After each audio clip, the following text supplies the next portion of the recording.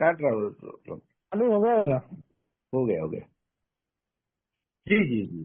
Thank you. नमस्ते दोस्तों, मेरा नाम शेषराज है और मैं एक शराबी हूँ। हाय शेखराज भगवान भाई। की असीम कृपा है। हाय शेषराज जी। शेषराज जी, नमस्ते शेषराज। हाय। नमस्कार नमस्कार, सभी को नमस्कार। भगवान की असीम कृपा है, अल्कोहलिक्स एनोनिमस का साथ है, आप सभी भाइयों की मदद है। यही वजह दोस्तों, आज भी मैं शराब के रूप से दूर हूँ, एक अच्छी और संतुलित जीवन कर रहा हूँ। दोस्तों, सबसे पहले तो नवजीवन ग्रुप इंडिया का मैं बहुत बहुत आभारी हूँ, जिन्होंने आज मुझे अपने अनुभव साझा करने का मौका दिया है। और जो आज का टॉपिक है दोस्तों, अवर शॉर्ट कमिंग, हमारे दोस्त कमियां, इस पर मेरे जो भी अनुभव है वो मैं आपके सामने में साझा करूंगा। दोस्तों, अल्कोहलिक्स एनोनिमस में आने के पहले लगभग 15 साल का मेरा शराबी जीवन रहा। एक पूरी तरीके से अस्त व्यस्त, एक रॉक बॉटम अल्कोहलिक की जिंदगी जीकर मैं यही में आया था दोस्तों, 2007 अगस्त में। अगले महीने ही मुझे 19 साल पूरे हो जाएंगे। और उस वक्त परिस्थितियां ऐसी थी कि बस अब मरता या तब मरता, 2400 घंटे का शराबीपन। जीवन का ऐसा एक भी फ्रंट नहीं था कि जिसको मैं बोल सकता हूँ कि वो ठीक था। हर फ्रंट अनमेनेजेबल था। मानसिक, शारीरिक, आर्थिक, पारिवारिक, सामाजिक, आध्यात्मिक। और 2400 घंटे के शराबीपन की वजह से हालत पूरी खराब हो चुकी थी। अब मरता तब मरता, ऐसी वाली किस्सा थी। तो ऐसा नहीं था दोस्तों कि मैं दारू बंद नहीं करना चाहता था। बिल्कुल, कई बार मैं कोशिश करता था, मगर मुझे सफलता ही नहीं मिलती थी। बड़ी मुश्किल से कभी कुछ दिन, कुछ हफ्ते या एक आध महीने के लिए एक कंडीशनल सरेंडर जिसको कहते हैं, कि शराब की दूरी मिल जाती थी। कोई घटना हो गई तो अचानक शराब बंद हो गई, तबीयत खराब हो गई या पैसे ही नहीं मिले, तो वो कुछ अंतराल के लिए शराब की दूरी मिल जाती थी। मगर जैसे ही सब कुछ नॉर्मल हो गया, कि फिर वो फितूर जो है फिर एक बार पैदा हो जाता था कि तो अभी तो बहुत दिन हो गए पिए नहीं, पहले जैसी नहीं पिएंगे, बराबर कभी कभार थोड़ी बहुत पीते जाएंगे। और यही सोच लेके मैं फिर शराब पीता था, और वापस मेरे हाल कुछ ही दिनों में जैसे के वैसे हो जाते थे। और एक दो बार नहीं, अनगिनत बार यही हुआ। मगर मुझे समझ में ही नहीं आया दोस्तों कि मैं एक ऐसा शराबी बन चुका हूँ कि जो कंट्रोल ड्रिंकिंग नहीं कर सकता, शराब पे मेरा वश नहीं चलता, और मेरा जो जीवन अस्त व्यस्त हो चुका है, पूरा बर्बाद हो चुका है, वो शराबीपन की वजह से हो रहा है। तो खैर, मैं पूरी तरीके से हताश हो गया था, निराश हो गया था। मेरे साथ साथ मेरे से जुड़े हुए लोगों ने भी उम्मीद छोड़ दी थी कि अब इसकी शराब बंद हो सकती है। मैं 2003 में ही मरते मरते बच गया था। मुझे टीबी हो गई थी, हड्डियों का ढांचा बन गया था मैं। लगभग मैं 11 महीने में बीमार रहा। मगर दोस्तों, 11 महीने के बाद में जैसे ही मैं ठीक हुआ, काम धंधे पे गया, फिर एक बार शराब सामने में आई, और फिर वापस मेरे हाल जैसे के वैसे। और वो वही सोचकर मैंने पिया था। ये मैं भूल गया था कि अभी मैं मरण शैया से उठा हूं, मरते मरते बचा हूं। मगर शराब जब सामने में आती है दोस्तों, तो हम सब भूल जाते हैं कि हमारे लिए पहला ही झूठ घातक है। फिर वापस वही पुरानी सोच हावी हो जाती है। मैनेज कर लेंगे, हैंडल कर लेंगे, ज्यादा नहीं पिएंगे, ब्रांड बदल देंगे, कभी कभार पिएंगे। और वापस फिर 2003 में 11 महीने के बाद में फिर शराब आई। फिर वापस मैं मरने की कगार पे। तो जब मैं ए में आया, तो मेरे सामने में एक ही मकसद था। वैसे भी मैं तड़प रहा था कि मेरी शराब बंद हो जाए। रास्ता कोई मिल नहीं रहा था, ना कोई डॉक्टर की दवा काम आ रही थी, ना विल पावर काम आ रहा था। और ऐसे में अल्कोहलिक्स एनोनिमस का मैसेज मेरे ही एक अल्कोहलिक दोस्त के माध्यम से मुझे मिला। वो 2 महीने से शराब से दूर थे, और उनको देख के कहीं तो भी लगा कि यार ये आदमी दारू से दूर रह सकता है, तो मैं भी रह सकता हूँ। लेकिन फिर भी स्वभाव दोष, मेरा जो कैरेक्टर है, मेरा जो व्यक्तिमत्व है, डिनायल वाला, तो भी मैंने दोस्त को कुछ दिनों तक टलाया ही। हाँ हाँ जाएंगे, हाँ देखेंगे। मगर आखिर एक दिन मुझे उसका हाथ पकड़कर इस मीटिंग में आना ही पड़ा। और जब मैं इस मीटिंग में आया दोस्तों, तो सिर्फ मैं शराब बंद करने के लिए आया था। लोग भी बोलते थे कि यार तू इतना अच्छा लड़का है, पढ़ा लिखा लड़का है। ए में जब मैं आया था तो मेरी शादी नहीं हुई थी, 30+ हो गया था, लेकिन शादी नहीं हुई थी, और शादी होने के कोई चांस भी नहीं थे। सब कुछ खराब हो गया था, काम धंधा, रिश्तेदारी, सब कुछ। तो लोग बोलते थे कि यार तू पढ़ा लिखा आदमी है, पढ़ लिख के अच्छे व्यवसाय में था मैं, और बोले समझदार आदमी है, बस तेरी ये शराब ही खराब है। तू अगर दारू बंद कर देगा ना, तो तेरा सब बढ़िया हो जाएगा। और ये सुनते सुनते दोस्तों, मुझे भी लग रहा था कि हाँ यार, साला सब तो अपना सही है, अपन टैलेंटेड है, नॉलेजेबल है, तो ये अपनी शराब ही खराब है। अगर इसको अपन जीत लेंगे ना, तो सब बल्ले बल्ले हो जाएगा। तो दोस्तों मैं बिल्कुल दिल से मैं दारू बंद करना चाहता था, मेरी पूरी इच्छा थी। मेरे बराबरी के दोस्त भाई, उनकी शादियां हो गई थी, सेटल हो गए थे, लोग मुझे ताने देते थे। तो मुझे भी लगता था यार कि मेरी भी शराब बंद हो जाए, मैं भी सेटल हो जाऊं। तो वो इच्छा लेके ही मैं एक ही मीटिंग में आया था। और जैसे जैसे मैं आते रहा, आप लोगों के अनुभव सुनकर कैसे मैं शराब से दूर हो जाए, पहले ही दिन से मुझे पता ही नहीं चला। तो धीरे धीरे मैं आते गया। बाहर की दुनिया में तो कोई जगह बची नहीं थी। यही एक एक ही मीटिंग थी जहाँ लोग गले मिल रहे, प्रेम दे रहे, सहानुभूति दिखा रहे। तो बड़ा अच्छा लग रहा था। तो शुरू में मैंने कंटिन्यूअसली मीटिंग किया, और उसका रिजल्ट मिला कि मैं शराब से कैसे एक एक दिन के आधार पर दूर होते चले गया, मुझे खुद को भी पता नहीं चला। बहुत ही जल्दी मैं एक ही सर्विस में आ गया। एक ग्रुप का मुझे चेयरमैन बना दिया गया था, और भी बहुत सारी सेवा के कामों में मैं इन्वॉल्व रहता था। तो धीरे धीरे ये शराब की दूरी, सोब्राइटी मेरी बढ़ रही थी।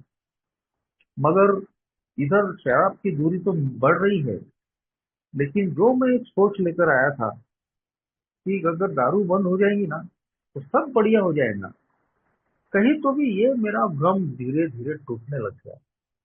क्योंकि मैं एक ही अच्छी सर्विस में हूँ, नाम कमा रहा हूँ, इधर शराब की दूरी बढ़ती जा रही है, लेकिन जो सब बढ़िया वाला जो कंसेप्ट था, वो सब बढ़िया वाला कंसेप्ट कहीं तो भी फेल हो रहा था। कुछ बढ़िया नहीं हो रहा था। मेरे रिश्ते वैसे ही खराब थे, थोड़े थोड़े और खराब हो रहे थे, क्योंकि मेरा एटीट्यूड नहीं बदला था, मेरा स्वभाव नहीं बदला था। घर में भी वही प्रॉब्लम थे, काम धंधे में भी वही प्रॉब्लम थे, और अब ए में आ गया तो यहाँ पर भी वही प्रॉब्लम हो रहे थे। यहाँ भी लोगों से कहीं तो भी तू मैं या थोड़ी अटपट जो बातें होती है वो हो रही थी। ना मेरा काम धंधा ठीक हो पा रहा था, ना मेरी शादी हो पा रही थी। 6 महीने ही में ही मेरी एक एंगेजमेंट जुड़ते जुड़ते टूट गई। तो कहीं तो भी ये जो परिस्थितियां थी, इन्होंने मुझे आखिर सोचने को मजबूर कर दिया कि सिर्फ शराब की दूरी काफी नहीं है। और ए ने जो ओल्ड टाइमर है, वो ओल्ड टाइमर भी अपनी शेयरिंग में बताते हैं। शुरू में एकदम से कोई लिटरेचर पढ़ना मैंने शुरू नहीं किया था। एक बार बिग बुक मैंने बिल्कुल उपन्यास के तरीके से पढ़ी थी, तो ज्यादातर तो सर से ऊपर ही चली गई थी।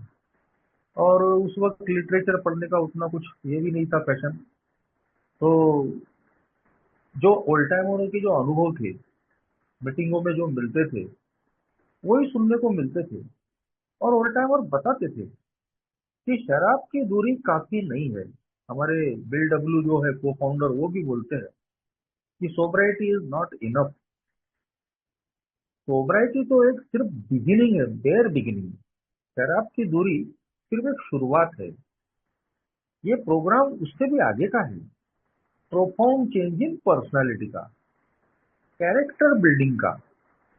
जब तक मेरे जैसे शराबी के अंदर में एक कंप्लीट साइकिक चेंज नहीं आता, संपूर्ण आध्यात्मिक परिवर्तन, व्यक्तिमत्व परिवर्तन, तब तक मेरे जैसा शराबी अल्कोहल से दूर नहीं रह सकता, या इस जिंदगी को ठीक तरीके से एंजॉय नहीं कर सकता। और कभी भी उसके हाथों से गड़बड़ हो सकती है। और यही चीजें मैं दोस्तों ए में आने के बाद में देख रहा था। मैं शराब नहीं पी रहा था, लेकिन कहीं तो भी एक जो रेस्टलेस इरिटेबल डिसकंटेंट वाली जो चीज थी, अस्थिर था, चिड़चिड़ा था, नाखुश था, फ्रस्ट्रेट था। मैं जो चाहता था मुझे नहीं मिल पा रहा था, लोगों से मेरे संबंध खराब हो रहे थे। और उसी तरीके से मैं देख रहा था कि बहुत सारे जो लोग हैं, ए के मेंबर, वो भी अलग अलग कारणों से शराब की तरफ जा रहे थे। कोई गुस्से की वजह से शराब पी रहा था कि गुस्सा आ गया, दिमाग खराब हो गया, किसी ने कुछ बोल दिया है, चला दारू पीने। कोई इजी मनी के चक्कर में दारू पी रहा था, सट्टा, लैटरी, जुआ, दो नंबर के काम, जहां से जल्द भाई कुछ हो जाए, तो वो सीधे रास्ते से तो होगा नहीं, थोड़ा टेढ़ा टूढ़ा काम करना ही पड़ता है। और उसमें अगर फंस गए तो फिर शराब। कोई अहंकार में आके शराब पी रहा है, कुछ दिन हो गए, फिर उसको लगने लगता है कि अरे यार अभी तो दारू से दूर हो गए, अपना क्या मीटिंग करना, क्या फेलोशिप में रहना, घर देखना है, काम धंधा देखना है, प्रॉपर्टी बनाना है, भौतिक तरक्की भी तो जरूरी है। और फिर कब हम ए से दूर होते चले जाते हैं। तो ऐसे भी कुछ लोगों को देखा कि कालांतर में वो शराब की तरफ गए। कुछ सेक्स प्रॉब्लम की वजह से शराब पी रहे, मोर सेक्स। घर में बीवी है, उसके बावजूद अच्छा परिवार है, बीवी है, बच्चे है, माँ बाप है, मगर यही मोर सेक्स। और जिसकी वजह से कोई आदमी अनैतिक संबंध रख रहा है, अब उसमें फंस गया तो फिर दारू पी रहा है। ये सारे जो अनुभव है दोस्तों, ये मैंने अपनी आंखों से लिए हुए हैं, मेरे नहीं है, दूसरों के हैं। लेकिन ए का प्रोग्राम कहता है अपने अनुभव से भी सीखना और दूसरों के अनुभव से भी सीखना। तो शुरू से ही ये चीजें मैं देख रहा था, और वो मेरे लिए अलार्मिंग सिचुएशन थी कि जो दूसरों के साथ में हो रहा है वो तेरे साथ में भी हो सकता है। ठीक है, तू दारू नहीं पिया, लेकिन सारे ये जो कैरेक्टर के डिफेक्ट्स है, ये जो शॉर्ट कमिंग्स है, ये तेरे अंदर में भी मौजूद है। और बिल्कुल कोई दो राय नहीं थी दोस्तों, ये मेरे अंदर में भी मौजूद थी और आज भी है। बस उसकी तीव्रता पे कहीं तो भी एक दिन के आधार पे हमको काम करना पड़ता है। मगर आज भी कभी कभी ये जो डिफेक्ट्स है इतने तेजी से आते हैं कि इनको संभालना मुश्किल हो जाता है। हम ए में कितने भी साल रहेंगे, मगर इसका मतलब ये नहीं है कि हम संत बन गए। हम भी इंसान है, हम भी अल्कोहलिक है। और इतनी तेज गति से ये आते हैं कि कभी कभी हम उनको संभाल नहीं पाते। आज का टॉपिक भी दोस्तों सातवें कदम से ही जुड़ा हुआ है, जो 12 कदमों में से हमारा सेवंथ स्टेप है, जिसमें हम कहते हैं कि भगवान से हमने विनय की कि वो हमारे चरित्र के दोषों को, कमजोरियों को निकाल दे। अब कभी कभी हमको कंफ्यूजन होता है कि छठवां कदम कैरेक्टर के डिफेक्ट बोलता है, सातवां कदम शॉर्ट कमिंग बोलता है। तो कई बार सवाल करते हैं मेंबर, मेरे भी मन में शुरू में ये था कि ये अलग अलग है क्या। और यह सवाल बिल डब्ल्यू जी को भी पूछा गया था, तो उन्होंने बोला था कि नहीं, उनको हर बार अलग अलग वर्ड यूज करने की आदत थी। तो छठवें और सातवें कदम में जो दो डिफरेंट वर्ड हम पढ़ते हैं, एक में छठवें में कैरेक्टर डिफेक्ट्स लिखे हैं, यानी चरित्र के दोष, और छठवें और सातवें में लिखे हैं शॉर्ट कमिंग यानी कमजोरियां। तो ये कहीं भी अलग अलग नहीं है, ये दोनों एक ही है दोस्तों। हमारे स्वभाव दोषों की ही बात हो रही है। हम शराब से दूर हो चुके हैं, मगर शराब की दूरी पर्याप्त तो नहीं है। अभी सिर्फ अल्कोहल से दूर हुए हैं। हमारे इज्म से हमको मुक्ति मिली नहीं है। हमारी पुरानी सोच, हमारा सोचने का तरीका, पुराने तौर तरीके, हमारी मानसिकता, इसमें अगर बदलाव नहीं आता है तो हम कभी भी खतरे में पड़ सकते हैं। और ये जरूरी नहीं है कि हम शराब ही पिएंगे। हम माना हम शराब नहीं पिएंगे, दारू से दूर रहेंगे, लेकिन हमारे ये जो स्वभाव दोष है, स्वभाव की जो कमजोरियां है, हमारे अच्छे खासे जिंदगी में खलल पैदा करने के काम करते हैं। हमारा स्वभाव अगर डोमिनेटिंग है, लोगों पे हुकूमत चलाने वाला, मेरी मुर्गी की एक टांग, मैं जैसा बोलता हूँ वैसा सबने करना चाहिए, मेरे हिसाब से सब होना चाहिए, तो अगर मेरा ऐसा स्वभाव है तो कोई मेरे से खुश नहीं रहेगा, क्योंकि मेरी भाषा अलग रहेगी, व्यवहार अलग रहेगा। और वो जब व्यवहार में आता है तो उससे लोग दुखी हो ही जाते हैं। गैर जिम्मेदारी, कोई जिम्मेदारी नहीं लेना, सब दूसरों पे थोप देना, ये सारी चीजें मेरी जिंदगी में थी दोस्तों। शुरू में 2 साल, जब तक मेरी ए में आने के बाद 2 साल तक शादी नहीं हुई, मैं बिल्कुल केयरलेस था। मीटिंग की आड़ में मैं घर की जो जिम्मेदारियां होती थी, कहीं तो भी उससे भागने की कोशिश करता था। और वो कहीं तो भी इस बात से खुश थे कि मैं शराब से दूर हूँ, तो वो मुझे ज्यादा परेशान करते नहीं थे, ज्यादा बोल नहीं पाते थे। वैसे भी मेरा स्वभाव पहले से ही बिल्कुल प्रभुत्व जमाने वाला ही था, तो मेरे मुंह पर आते नहीं थे। माँ बाप ही थे बेचारे, लेकिन सुन आदमी सुनने को ही तैयार नहीं रहेगा तो सुनाएंगे क्या। कोई भी काम उन्होंने बताया तो मीटिंग का बहाना कर लो, नहीं नहीं मुझे वो काम है, नहीं नहीं मुझे वो काम है। कोई भी सामाजिक काम कार्य रहे तो उसमें भी मेरा कोई योगदान नहीं रहता था। तो मुझे याद है कि शुरू के दिनों में मेरे पिताजी ने एक बार बोल भी दिया, क्या मीटिंग मीटिंग, हमेशा मीटिंग मीटिंग लगा के रखता है। अब यही बात हो गई कि ए में आने के पहले दारू दारू दारू दारू थी, और ए में आने के बाद में मीटिंग मीटिंग मीटिंग मीटिंग चल रही है। हम जैसे शराबियों के लिए मीटिंग जरूरी है, लेकिन इसका मतलब ये भी तो नहीं है ना कि हम अपनी घरेलू या सामाजिक या और कोई भी पारिवारिक जिम्मेदारियां है, कहीं तो भी उससे मुंह मोड़ के भागे। हमको वो भी निभाना है, हमको वो भी निभाना है। लेकिन ये मेरे स्वभाव दोष थे, मेरे स्वभाव की कमजोरियां थी कि मैं मेरे मन का राजा था, मैं मेरे हिसाब से जी रहा था। उसमें दूसरों के बारे में कोई सोच नहीं थी, दूसरों के बारे में कोई ख्याल नहीं था, वो संवेदनशीलता ही नहीं थी। और ब्लेमिंग नेचर था, दूसरों पे दोष लगाना।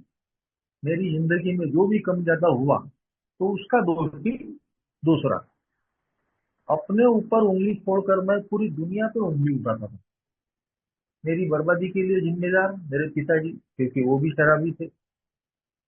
मुझे जो चाहिए था, जो वातावरण मिलना चाहिए था, उनकी वजह से नहीं मिला।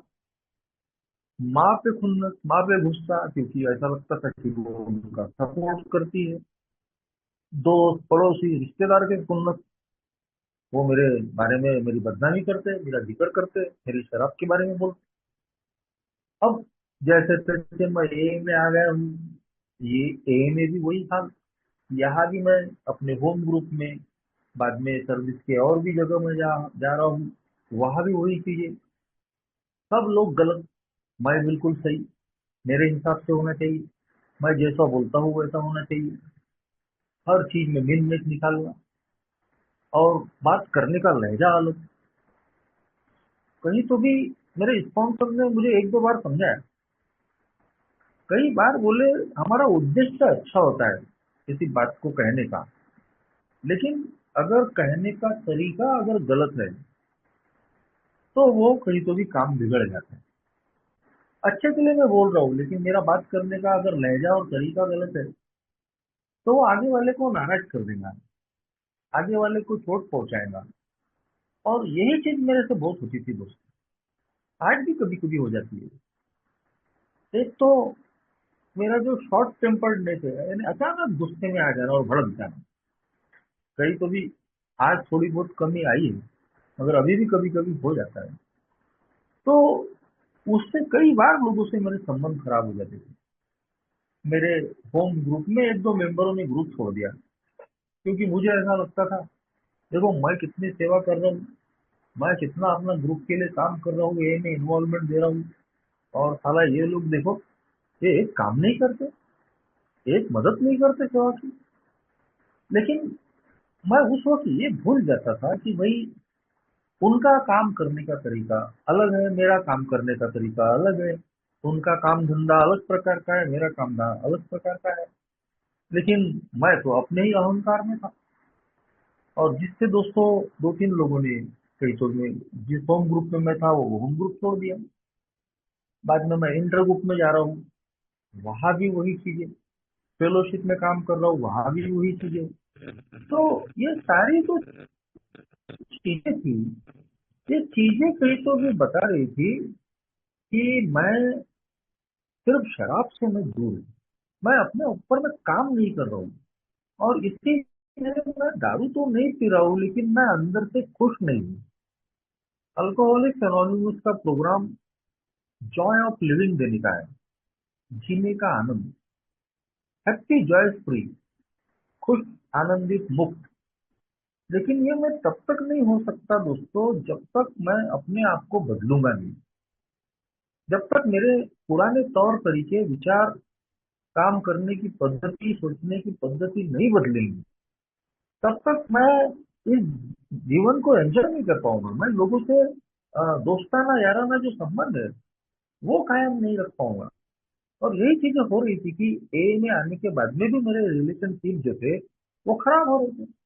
जैसे तैसे 2 साल के बाद, अब 2 साल तो, और उसके पहले भी माँ बाप ने सहन कर लिया, क्योंकि उनको मेरे सिवा कोई नहीं और मेरे को उनके सिवा कोई नहीं। एक तो अकेला लड़का, जाएंगे तो जाएंगे कहाँ। तो जैसे तैसे वो सहन कर लेते थे। फिर 2 साल के बाद में मेरी शादी हो गई, तो बीवी से संबंध मेरे ठीक नहीं, इनसिक्योरिटी। वो अच्छे घर की थी और मेरी हालत थी खराब। तो मुझे लगता था, अरे भाई इसकी तो डिमांड मैं पूरी नहीं कर पाऊंगा, इसकी तो भाषा ऐसी, और फिर मैं कैसे सहन करूंगा। तो शादी के कुछ ही दिन के बाद में मैं उससे दूर होने की सोचने लग गया था, कैसे इससे पीछा छोड़ा जाए, कैसे डाइवोर्स हो जाए। तो ये चीजें दोस्तों, मैं कहीं तो भी दूसरों के बारे में सोच रहा था ज्यादा, मैं अपने आप में बदलाव लाने के बारे में सोच ही नहीं रहा था। जो मेरा स्वभाव है उसको मैं बदलने के लिए तैयार नहीं था। आज देखिए कि वही है, पिछले 17 सालों से, अब 17 साल हो जाएंगे नवंबर में मेरी शादी को, वही वही है। और आज वो इन 17 सालों में बराबर कंधे से कंधा लग के उसने मुझे साथ दिया है। मैं हर जरूरतें, हसरतें उसकी पूरी नहीं भी कर पाया, तो भी आज भी हम बिल्कुल एक अच्छी लाइफ जी पा रहे हैं। हर चीज में उसकी मुझे मदद मिलती है। शुरू से ही मैं ए में बहुत इन्वॉल्व हूँ, सेवा में। तो ये मैं सेवा कर कैसे पाता हूँ, अगर मेरा परिवार मुझे साथ नहीं देगा तो कोई भी आदमी ये काम नहीं कर सकता। क्योंकि सर्विस में बहुत सेक्रीफाइस करना पड़ता है। हमारे अ, देवेंद्र भाई जानते हैं इन चीजों को, भी उनको देखते हैं कितना उनका इन्वॉल्वमेंट है। लेकिन ये इन्वॉल्वमेंट हम लोग तभी दे पाते हैं दोस्तों, कि जब हम अपने परिवार को खुश रखते हैं, उनकी जरूरतों को जब हम पूरी करते हैं, उनकी भावनाओं को हम समझते हैं, तभी वो हमको आजाद छोड़ते हैं। पर ये चीजें जो अभी आज मेरी जिंदगी में है, वो शुरू से ही थी ऐसा नहीं था। शुरू में तो बड़े तान तनाव वाले काम थे। बस मैं ए में आके बड़ी बड़ी बातें कर रहा हूँ, लेकिन घर में जाने के बाद में वो बीवी मुंह फुला रही, मैं इधर मुंह फुला रहा, दोनों में पट नहीं रही। और कभी गाली गलौज तो हमने किए नहीं, ना कभी मैंने हाथ नहीं उठाया अपनी वाइफ से। लेकिन वही जो शाब्दिक जो चीजें होती थी, वाद विवाद बड़े होते थे। और फिर वो अ, बातें नहीं करना, भाषा यानी अलग तरीके की। तो ये जो है, ये मेरी जिंदगी में शुरू शुरू में फैमिली लाइफ में काफी हुआ है। जिम्मेदारियां बढ़ रही थी, 2 साल के बाद में लड़की हुई, तो वो कहीं तो भी उसके तनाव आने लगे, फाइनेंशियल प्रॉब्लम्स थे। लेकिन मैं जब अपने आप पे काम नहीं कर रहा था, अपने स्वभाव दोषों पे काम नहीं कर रहा था, अपने खुद को बदलने की जब मैं कोशिश नहीं कर रहा था, तो मैं देख रहा था दोस्तों कि ये जो सारी चीजें हैं कुछ ज्यादा तकलीफ देह हो रही है। मैं सिर्फ शराब से दूर हूँ, लेकिन जब मैंने दोस्तों 4 साल की सोब्रिटी के बाद इन चीजों की गंभीरता को मैंने जाना कि यदि मुझे परमानेंट सोब्रिटी चाहिए, मैं कभी दोबारा शराब नहीं पीना चाहता हूँ। प्रोग्राम तो एक ही दिन का है, आज के ही दिन का, लेकिन हमारा गोल उद्देश्य हमको रखना ही पड़ता है। एक का प्रोग्राम हमको अपना गोल उद्देश्य फिक्स करने से रोकता नहीं। प्रोग्राम जीना एक दिन का है, लेकिन हमारी सोच, हमारा उद्देश्य लॉन्ग लाइफ ही है कि मैं अभी इसके बाद कभी पीना नहीं चाहता, और मैं अपनी जिंदगी को बेहतर उम्दा बनाना चाहता हूँ। तो ये चीजें तभी मुझे हासिल हो सकती है जब मैं इन 12 कदमों पे काम करके अपने अंदर प्रोफाउंड चेंज इन पर्सनालिटी लाऊं। ये 12 कदम ही मुझे नम करने वाले हैं, मेरे अंदर में विनम्रता लाने वाले हैं, क्योंकि मैं एक अव्वल दर्जे का इगोइस्ट पर्सनालिटी का इंसान हूँ। कूट कूट के घमंड भरा है मेरे अंदर में, और वो जो मेरा अहंकार है, मेरा जो प्राइड है, वो ही दोस्तों मुझे कहीं तो भी प्रेरित करता है कि लोगों को डोमिनेट करो, अपना मकसद हासिल करने के लिए कुछ भी करो, किसी को मत सुनो, अपनी ही चलाओ। और उस ईगो के ही चक्कर में और भी बहुत सारी गलतियां हमारे हाथों से हो जाती है। हम डिमांडिंग हो जाते हैं, हम इंसानों से ही नहीं, हम तो भगवान से भी डिमांडिंग हो जाते हैं कि मेरे को ये होना, और होना यानी होना। हम भगवान को भी हम रिक्वेस्ट नहीं करते, हम याचना नहीं करते, प्रार्थना नहीं करते, हम भगवान से भी डिमांड करते, मांग करते, भगवान मुझे ये चाहिए। हम ये नहीं करते कि भगवान मेरी प्रार्थना है कि तू मुझे ये दे दे। हम ईश्वर की इच्छा के मुताबिक चलने की कोशिश नहीं करते। हम चाहते हैं कि ईश्वर हमारे हिसाब से चले, काम धंधा मेरे हिसाब से हो, लोग मेरे हिसाब से चले, दुनिया मेरे हिसाब से चले, मैं जैसा चाहता हूँ वैसा हूँ। यानी भगवान से भी जबरदस्ती रहती है हमारी, और हमारी डिमांड अगर पूरी होती रही तो हमको अच्छा लगता है, हम खुश रहते हैं। लेकिन जैसे ही हमारी डिमांडें पूरी नहीं हुई, हमारे मन के हिसाब से नहीं हुआ, तो फिर हमारा ऊपर का खाना गर्म होना शुरू हो जाता है। फिर हम तनाव में आ जाते, फिर हम फ्रस्ट्रेशन में आते, फिर हम रिजेंटफुल हो जाते हैं। और वो दोस्तों हम महसूस कर सकते हैं कि तब हमारी मानसिक स्थिति, आध्यात्मिक स्थिति ठीक नहीं रहती, हम खुश नहीं रहते, हमारे जीवन जिंदगी में जीने का आनंद नहीं होता। तो यही इन चीजों की गंभीरता कभी तो भी मुझे 3-4 साल के बाद में समझ में आने लगी। तो अगर मैं दोबारा दारू की तरफ में नहीं जाना चाहता, जैसा कि बाकी लोग जा रहे हैं, देख रहा था मैं, जिस दोस्त ने मुझे ए में लाया, वो ही 2 महीने के बाद में फिर से पीना चालू कर दिया, और कम से कम 8-9 महीने तक वो पीते रहा। मैंने बहुत फॉलो अप दिया, कोशिश किया, मगर नहीं आया। फुल टाइमरों ने बोले उसको छोड़ दो, तुम अपनी फिक्र करो, भगवान उसका ख्याल रखेगा, वो आ जाएगा। और सही में दोस्तों, ओल्ड टाइमर बराबर अनुभव के आधार पर बोलते हैं, 8-9 महीने के बाद में वो आया, और वो आज भी सोबर है।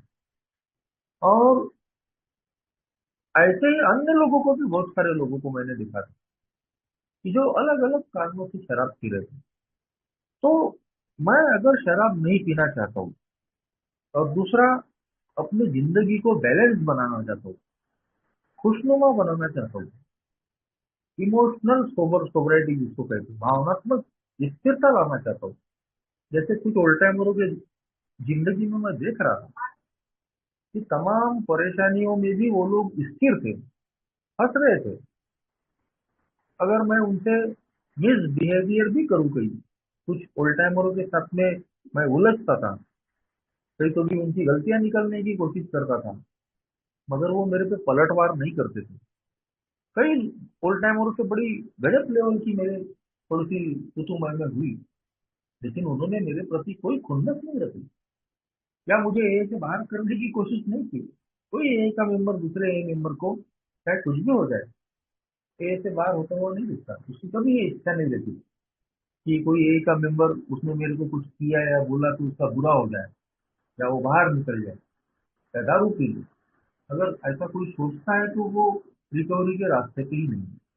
तो कई ओल्ड टाइमरों के साथ में शुरू के दिनों में भी मेरे साथ में काफी गहमा गहमी हुई, मगर उन्होंने बदले की भावना नहीं रखी। तो मैं चाहता था दोस्तों कि जिस प्रकार ये ओल्ड टाइमर अपने आप को परिवर्तित किए हैं अपनी जिंदगी में, किसी भी विपरीत परिस्थिति में भी बिल्कुल संयमित है, तो ऐसा संयम मुझे भी मिली। और उसका रास्ता था 12 कदम। तो पहले 2 कदम लेके मैं शराब से तो दूर था, लेकिन अब मुझे अगर भावनात्मक स्थिरता चाहिए, इमोशनल सोब्रिटी चाहिए, मेरे अंदर में बदलाव चाहिए, मैं अपने आप को बदलना चाहता हूँ, पुराने तौर तरीके बदलना चाहता हूँ, तो उसके लिए मुझे बहुत जरूरी था कि चौथे पांचवें छठवें सातवें कदम पे मैं काम करूं। डॉक्टर बाब इसको कहते हैं हाउस क्लीनिंग।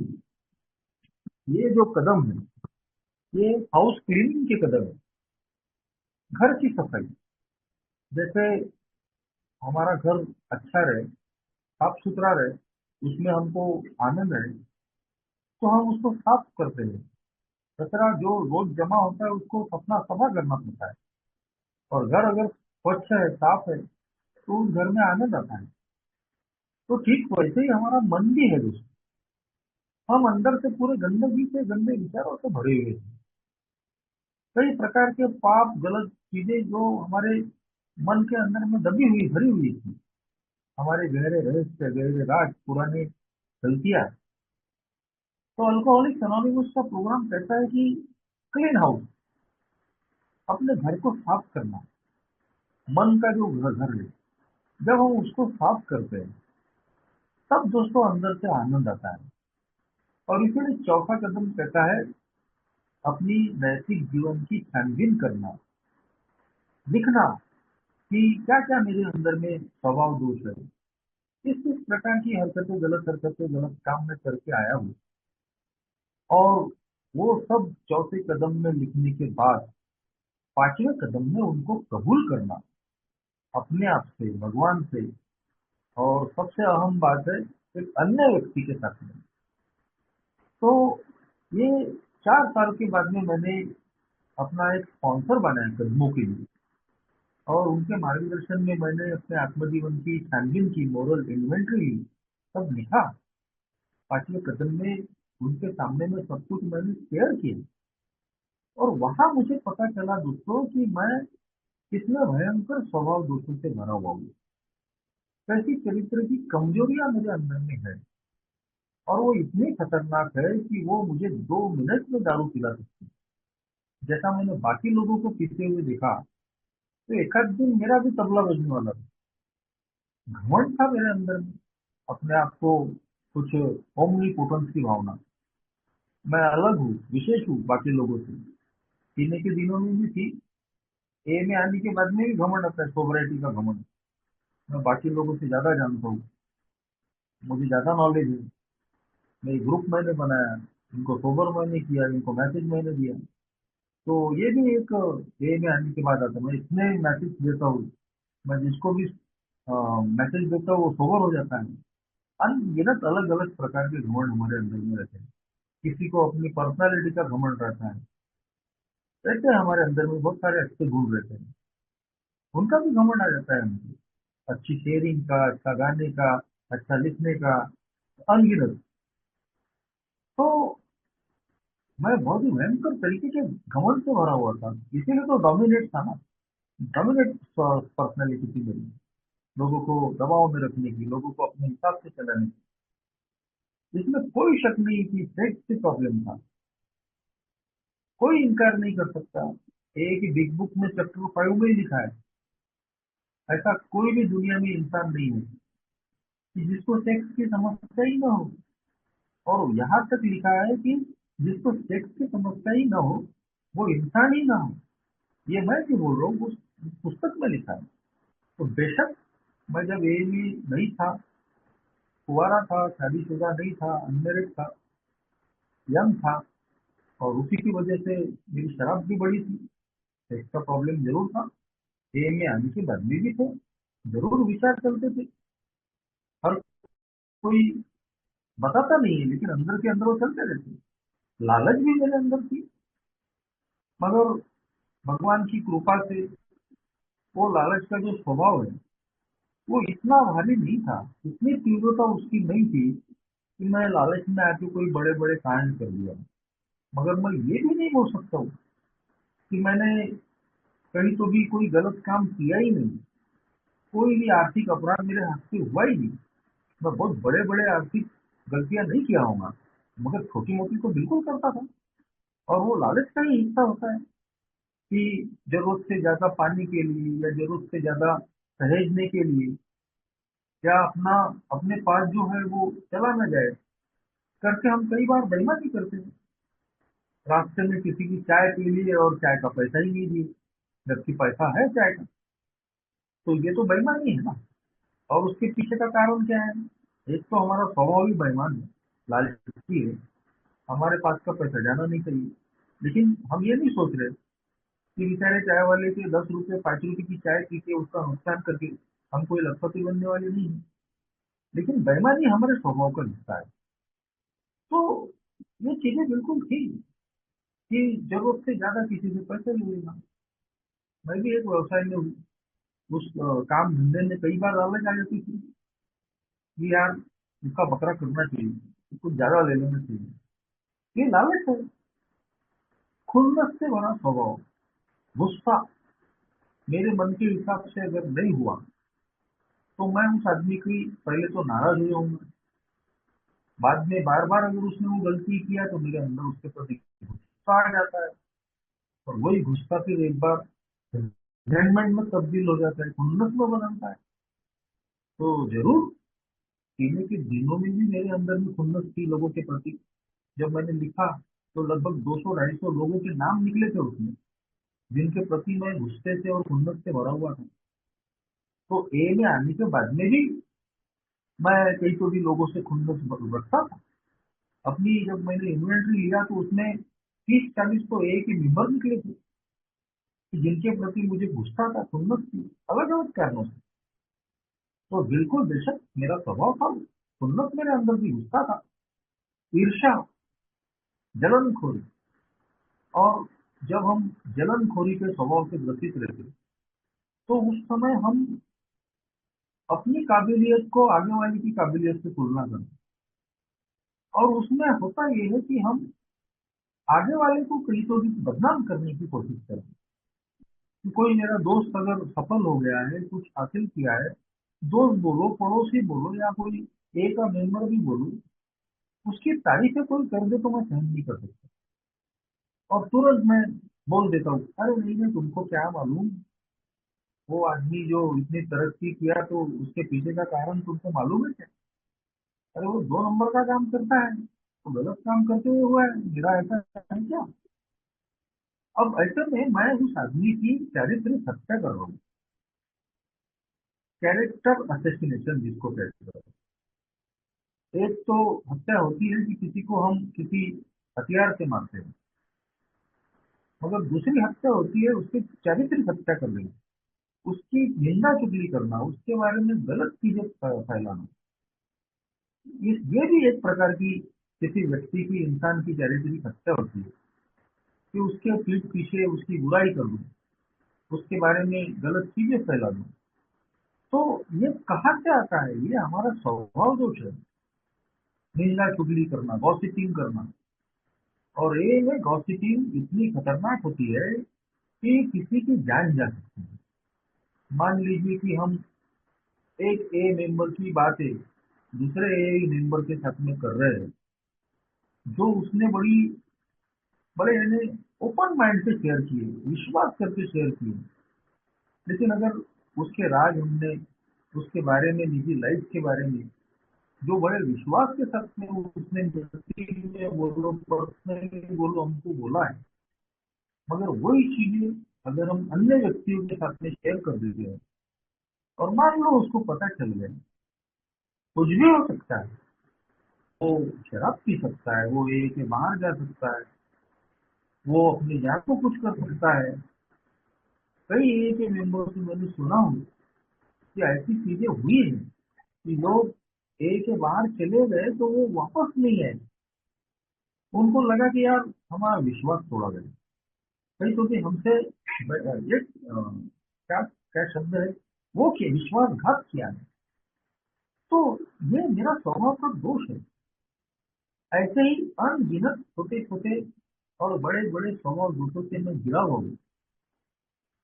मेरा भुक्कड़पन, जरूरत से ज्यादा खाना, जरूरत से ज्यादा थाली में ले लेना, और वो थाली खा के नहीं हो रही तो वैसे ही वो अन्न जो है वो वेस्ट में डालना। आलसीपन, ये भी हमारा चरित्र दोष है।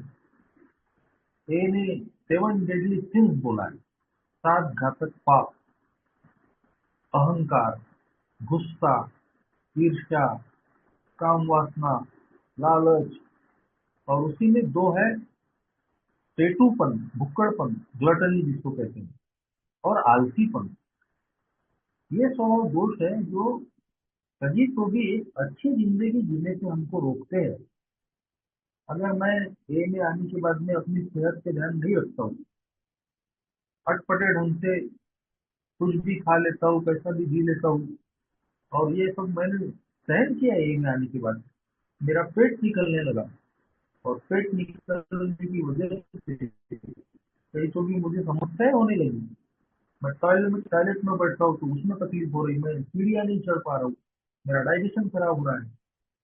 तो मेरे जो पेटूपन, भुक्कड़पन की स्वभाव से, ये स्वभाव की कमजोरियां है, कमियां है मेरी।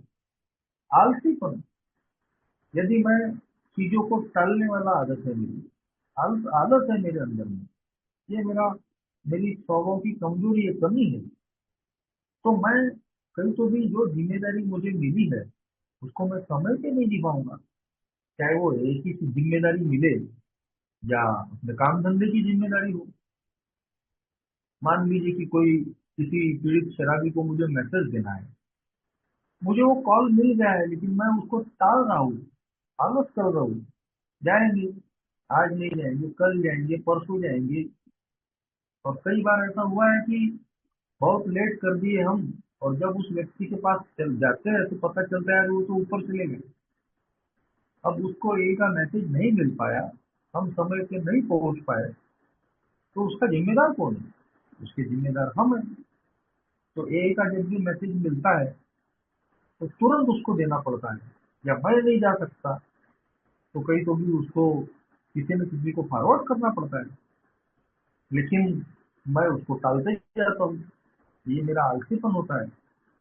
अगर मैं काम धंधे से आलसीपन करता हूँ तो ये मेरा नैतिकता का अधपतन करता है। ये मैंने अनुभव किया है कि यदि मैंने आलस किया और लोगों के काम अगर सही समय पे पूरे नहीं किया तो उसके बाद में मुझे झूठ बोलना पड़ता है। आगे वाला आदमी बोलता है कि मेरा काम क्यों नहीं हुआ, तो मैं झूठ बोलता हूँ, बहाने बनाता हूँ। एक झूठ बोलने के लिए फिर उसको बचाने के लिए और झूठ बोलने पड़ते हैं। तो ये सारी चीजें जो होती है, आखिरकार हमारे अंदर में एक मानसिक अशांति पैदा करती है। हम जीवन को सही तरीके से, ठीक तरीके से जी नहीं पाते। हम शराब से दूर रहते हैं, लेकिन हमारे स्वभाव दोषों की वजह से, हमारी स्वभाव की कमियों कमजोरियों की वजह से कहीं तो भी हम एक हैप्पी लाइफ नहीं जी पाते। अगर मैं गलत तरीके से जी रहा हूँ, गलत काम करके जी रहा हूँ, तो मैं कभी भी रात को चैन की नींद नहीं सो सकता आसानी से। और जब मैं चैन की नींद नहीं सो रहा हूँ, करवट बदल रहा हूँ, डरा हुआ हूँ, यदि मैं कोई भी गलत काम करता हूँ तो उसकी आध्यात्मिक पनिशमेंट यही है कि मैं लीडर नहीं रहता हूँ, मैं स्थिर नहीं रहता हूँ, मैं डरा हुआ रहता हूँ, मैं अस्थिर रहता हूँ। गलत काम की यही एक बड़ी पनिशमेंट होती है। यार आपको चैन की नींद नहीं सो सकता, मुझे करोड़ बदलनी पड़ती है। तो अल्कोहलिक्स एनोनिमस का ये जो प्रोग्राम है, इन 12 कदमों के माध्यम से कहीं तो भी दोस्तों हमारे अंदर बदलाव लाने की प्रक्रिया लाता है। चौथे पांचवें कदम में जब मैंने अपनी इन्वेंट्री ले ली, अपनी गलतियों को मैंने स्वीकार कर लिया, उसके बाद में छठवां कदम कहता है कि इन चरित्र के दोषों को, स्वभाव की कमजोरियों को निकालने के लिए अब हम तैयार हो गए। बीमारी समझ में आ गई, प्रॉब्लम समझ में आ गया, लेकिन अगर हम उस बीमारी को ठीक करने के लिए तैयार नहीं होंगे, उस समस्या को हटाने के लिए तैयार नहीं होंगे, तो फिर कोई फायदा नहीं होने वाला। चौथे पांचवें कदम में हमको समझ में आ जाता है कि हमारे चरित्र के दोष क्या है, उनकी तीव्रता क्या है। ठीक है कि सारे के सारे जो चरित्र के दोष है वो हमारे अंदर में पावरफुल नहीं रहेंगे। किसी का कोई कोई दोष पावरफुल रहता है, किसी का कोई कोई दोष पावरफुल रहता है। तो हमको उनको हटाने के लिए तैयार होना ही पड़ता है। मगर हमको हमारे दोस्तों से प्यार होता है, हम उनको छोड़ना नहीं चाहते। अरे क्या होता है यार, मैं अगर गुस्सा आ जाता है मैं किसी को बोल देता हूँ, अच्छे के लिए तो बोलता हूँ ना। गाली इसलिए दिया मैंने क्योंकि वो आदमी ने काम ही वैसा किया। मैं अपने आप को जस्टिफाई कर देता हूँ, लेकिन मैं ये स्वीकार नहीं करता कि गलती मेरी है। अगर मैं गाली गलौज पे आया हूँ या मेरी भाषा अगर बदली है, तो उसका दोष भी मेरे खुद स्वीकार करना चाहिए। हाल ही में 2 4 दिन में एक ए मेंबर ने काफी परेशान कर रखा था। व्हाट्सएप ग्रुपों में लगातार लगातार वो सेवा से संबंधित कुछ मैसेजेस मेरा नाम ले लेके करता, और उसकी वजह से मेरा इरिटेशन ऐसा बढ़ गया कि एक दिन मैंने फोन करके उसको थोड़ा ऊंची आवाज में बात की, और उसे गुस्से गुस्से में एक शब्द मेरे मुंह से गलत निकल गया। वो कोई गाली नहीं थी, लेकिन जो शब्द मैंने यूज किया वो भी बराबर नहीं था। और फिर उसने उसकी सारी रिकॉर्डिंग करके सब ग्रुपों में भी डाल दिया।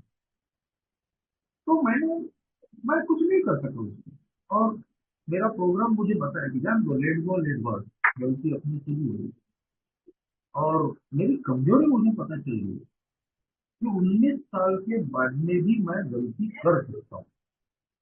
और ये जो स्वीकार करने की जो ताकत है, ये अल्कोहलिक्स एनोनिमस का प्रोग्राम ही हमको देता है कि हमको ये स्वीकार करना पड़ेगा कि हाँ, मेरे से गलती हुई है, मेरा प्रॉब्लम है।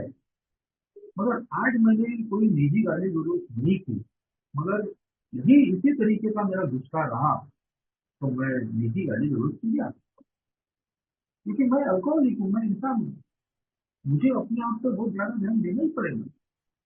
और ये चीजें कई बड़ा मुद्दा भी बन सकती है, किसी से बहुत ज्यादा संबंध भी खराब हो सकते हैं।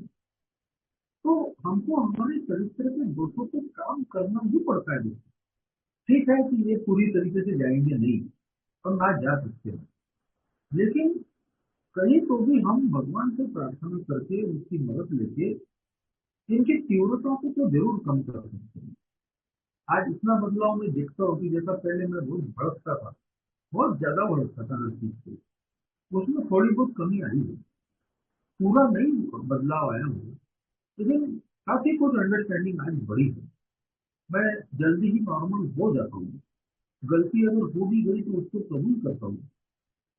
और अंत में मुझे ईश्वर से ही, भगवान की प्रार्थना करनी पड़ती है कि भगवान मेरे इन चरित्र के दोषों को तो निकाल दे।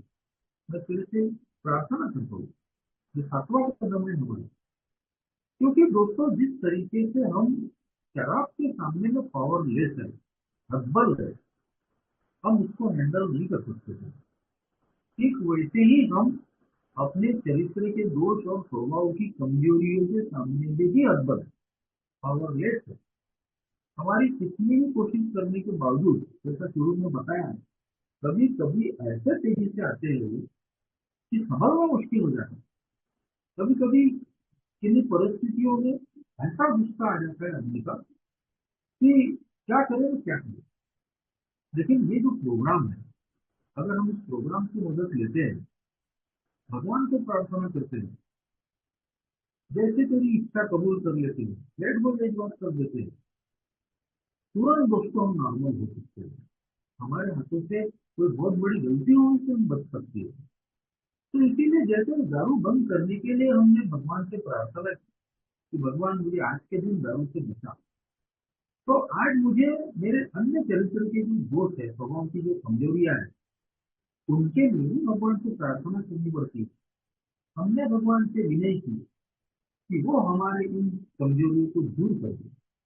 हमसे नहीं होने वाला दोस्तों। लेकिन जब हम ईश्वर से मदद मांगते हैं तो वो भी हमको मदद करता है। यदि हम डे टू डे लाइफ में अगर इसको अपनी जिंदगी का हिस्सा बनाते हैं, जो भी हमारी प्रॉब्लम है उसके लिए अगर हम प्रार्थना करते हैं, तो जरूर दोस्तों इसका फायदा होता है। अगर मुझे टेक्स्ट की समस्या है, मैं बहुत ज्यादा मोबाइल पे फोन देख रहा हूँ, बहुत ज्यादा ऑपोजिट सेक्स के बारे में सोच रहा हूँ, तो मैं अगर प्रार्थना करता हूँ भगवान से कि मैं मेरी ये जो स्वभाव की कमजोरी है, मेरी चरित्र का ये जो दोष है, जो आदत है, कहीं तो ये भगवान मुझे ताकत दे, मैं इससे दूर होना चाहता हूँ, मैं बचना चाहता हूँ, तो जरूर इसकी मदद मुझे मिलती है। मैं अपने गुस्से के लिए प्रार्थना कर सकता हूँ, मैं अपनी लालच के लिए प्रार्थना कर सकता हूँ कि भगवान आज के दिन मुझे लालच से बचा, सट्टा लैटरी जुआ दो नंबर के काम से बचा। शराब के अलावा जो हमारे एडिक्शन होते हैं, प्रॉब्लम अदर देन अल्कोहल, किसी को तंबाकू की है, किसी को सिगरेट की है, किसी को और किसी चीज की है, कोई बहुत ज्यादा नॉनवेज खाने की हैबिट रखता है।